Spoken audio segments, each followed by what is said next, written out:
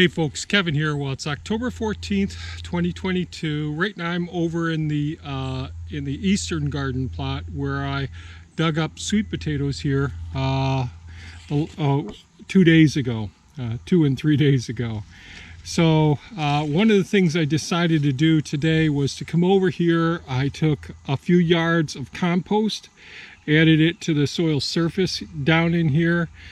Came over, gave it a quick raking. I did not do any tilling over here at all. I decided to let everybody work their magic, the earthworms and everyone here, the microbes and all. I did have a little bit of winter rye seed left over down in the root cellar.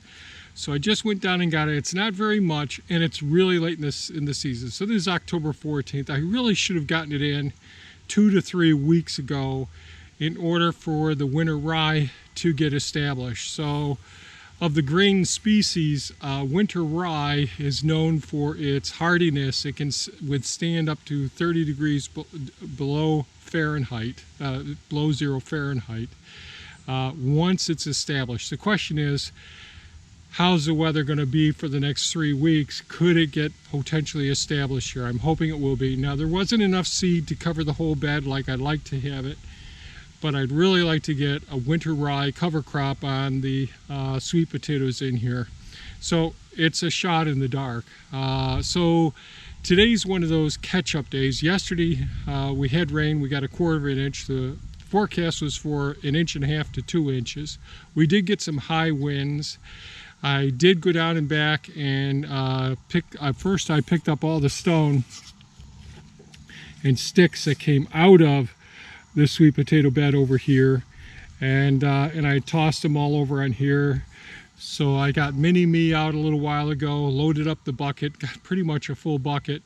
Went out to where on the lower beaver dam, where the beaver cross all the time. Well, they've been using that crossing so much that they've really worn down the area, where it could result in a breach in the dam wall this winter, and erosion. So I went ahead and took those stone, took a load of the sand and stone from the base camp on the other side of the beaver pond, and filled in some of that. It needs more work before winter, but this is one of those catch-up days. So got the stone out of here. I'm still going to have to come in and finish weeding these beds and get the strawberry plants transplanted, but I don't feel urgency since we're having today and tomorrow are supposed to be pretty warm, getting up to about 60 degrees Fahrenheit. Right now it's about 47 degrees Fahrenheit. And so today's one of those catch-up days.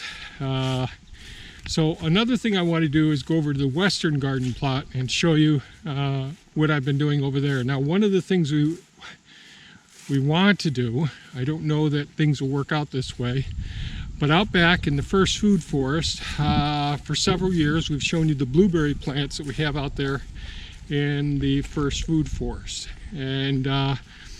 And I had the hoop trellises over there, the bird netting and all, and that really worked extremely well. We never irrigate, well, we intermittently irrigated it with soaker hose. This last year we didn't do anything. This last season, the last 2 seasons, really didn't do much of anything. And so one of the goals is to get those blueberry plants transplanted.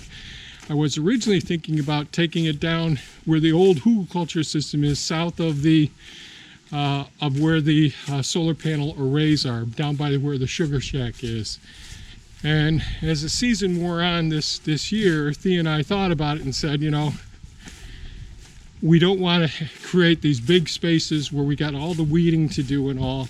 So we decided to concentrate more of perennials, to modify our western garden plot, which is right over here, with just perennials.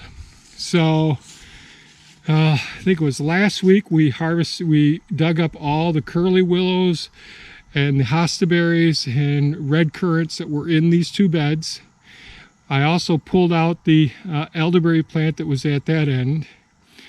And before the rain came, I had several bags of peat moss and I poured that on top of each of these beds right here. So there's peat moss on the surface of these. I've rehooked up the drip irrigation here. I've also used an overhead watering thing because the peat moss is packed dry. Here's the spot here, you can see that was under the weed mat. Still pretty dry right here, real powdery. And so I covered it back up with the weed mats. You can see the weed mats sort of blew the weed mats, the wind blew the weed mats apart again. So these are the beds that we're going to go ahead and transplant those the blueberry plants in from out back, bring them up here, and a couple of these will thin out so we get a pretty even distribution of the blueberry plants over here. The other thing is that I talked previously, we did our sand margin around the perimeter here. I have a lot more to do. Honeyberries are all in here, weeds are in here. So, and the gooseberries are all on the outside of this kennel panel system here. But I went ahead and put the sand from the canal system along in here. And the main purpose of that is, I know that I've had questions about this. The sand is an inorganic material that won't break down. It's in its basic elements. And this sand is a very fine sand. So it will filter through things and all. So this will work its way down in between all of the organic material, which will continue to break down. And so that's a really rich carbon source that the wood chips are there that are all breaking down, but the sand will mix with that and create a decent firm soil mixture ultimately. Now I'll probably have to add more sand to this maybe next year or the year after. I definitely have to do this whole area in here yet. I'm beginning to think I won't get to it unless we really have a long fall and we don't have to worry too much about winter yet. So over in here, this is the area. The weeds had taken off and grown up like crazy. But we used to have the honeyberries here, oregano. We used to grow blue Hubbard squash over here. We had a big trellis here that I took down this spring that we grew the scarlet red runner beans on, all of those things. We took that down this spring. And then recently I took out all of the triple crown thornless blackberry plants that were over in here. And then I took some of the compost material, which isn't broken down, and that's why you see grass seed starting to come up in here. So one of the things I'm going to do today, since this is one of those catch-up days, is I'm going to get the rototiller out, and I don't like tilling the ground at all, but I am going to rototill this area up in here just so I can smooth things out, break up some of this grass and weedy material some, because this is a location, if we can, we'll transplant our thornless blackberry plants in rows with weed mats in the paths to try and control the amount of work that we have to do to minimize work. Over here, this has worked out really well. These weed mats really reduce the amount of work that we have to do. And I want to do the same thing over here in this area, but first I thought I didn't get to the season and put down a tarp like I should have, so we have lots of growth in here, but I want to break up all of the dock, and the quack grass will continue to grow, but at least I can start to get things smoothed out in here. I'll probably have to bring more compost up in here, I don't know yet, but we'll see how things work out. So that's my plan, is to try and get this area tilled up. We'll see how well this works, and hopefully I don't stir up too many rocks. This shouldn't be too rocky over in here, but there are some.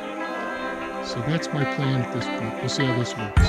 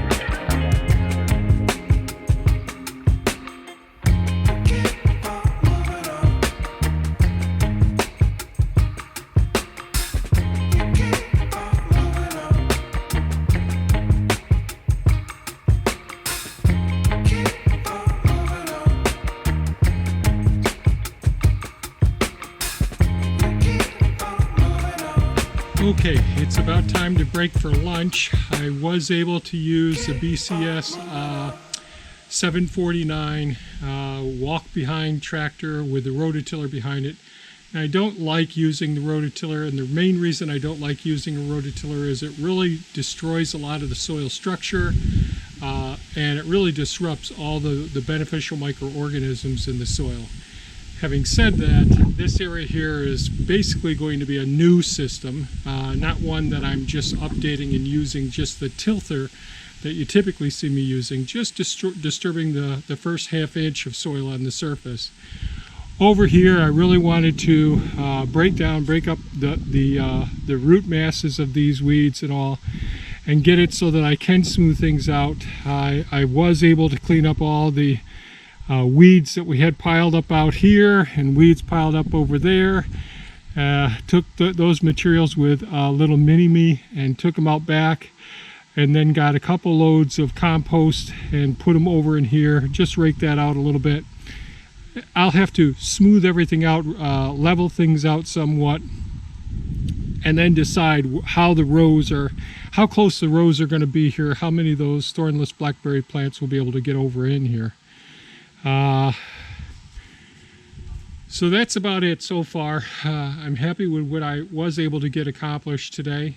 Thank goodness for having pieces of equipment like the BCS walk-behind Italian-made tractor and having little mini-me with a front-end loader. These tools are just absolutely make life so much easier and make it quicker. And so I'm going to go get ready for lunch now. If you have any comments or questions, please leave them below. Give us a thumbs up if you like the video. And by all means, folks, stay safe and take good care of yourselves. Think about next year, what you're going to garden next year. Are you going to put in some perennials, some berries, fruit, peaches, plums, apples, nuts, whatever it may be? An investment now can pay back rewards for many years in the future. Thanks so much and take care. Bye-bye now.